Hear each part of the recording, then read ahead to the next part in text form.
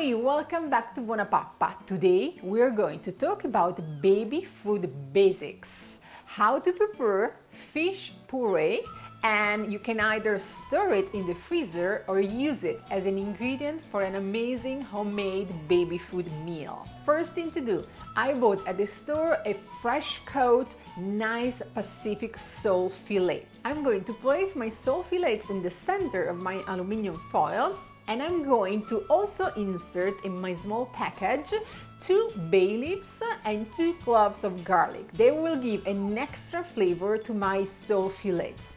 I'm going to close my package and then I'm going to steam my sole in the steamer for 15 minutes. I'm going to take a blender and I'm going to remove from the package the garlic and the bay leaves because I want them just to give a flavor. I do not want to use them for my baby food. And I'm also going to add to my sole the nice white liquid that the sole released, because that liquid it's full of good elements that you want for your baby. I'm also going to add half a cup of the steaming water that is still in the pan, and I'm going to blend everything with the blender.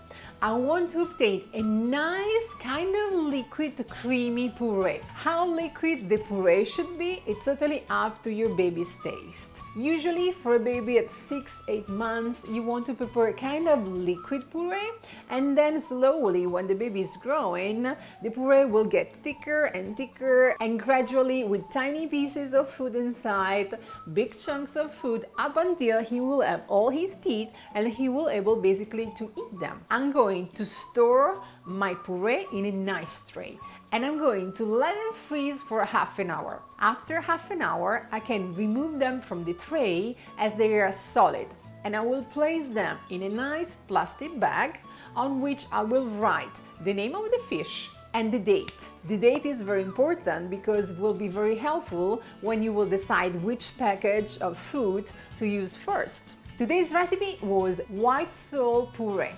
And you can use the white sole as an ingredient for any amazing homemade meal that you can prepare to your baby.